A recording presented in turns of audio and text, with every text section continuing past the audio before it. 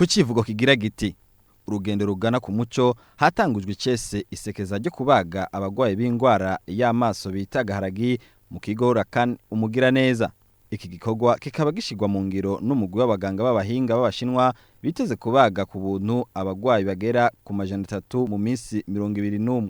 Abatari bake bitabiriye iryo sekeza.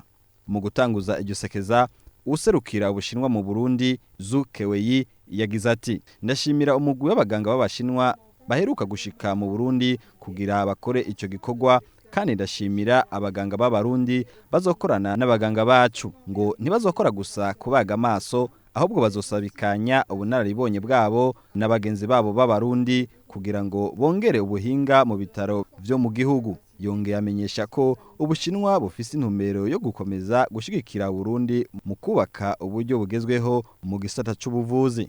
Nkuko umunyamabanga ntayegayezwa mu bushikiranganje bw'amagara y'abantu Oscar Ntihabose abivuga, hari umugambi wo gushiraho ubuvuzi bw'amaso mu bitaro by'uburere hose mu gihugu. Uruhande rw'umunyamabanga nshingwabikorwa wa OPDD Liliane Nkengurutse yemeza ko kubera ibikorwa byinshi byaranguwe n'umugambi watangujwe n'umutambukanyi w'umukuru w'igihugu, abantu batari bake basubiye kugira icizere.